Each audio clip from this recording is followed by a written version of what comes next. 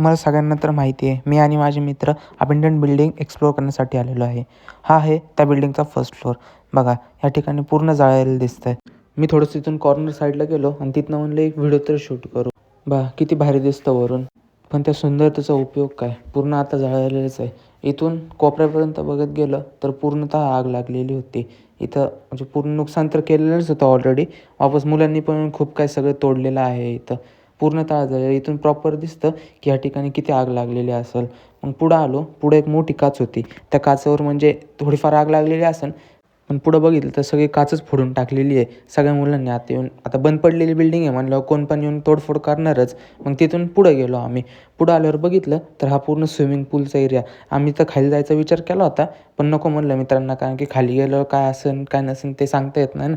त्याच्यामुळे आम्ही खाली गेलोच नाही. आता इतकं वर्ष बंद आहे म्हणलं इथं राहणारच काय. मग त्यानंतर म्हणलं चला पुढं जाऊ.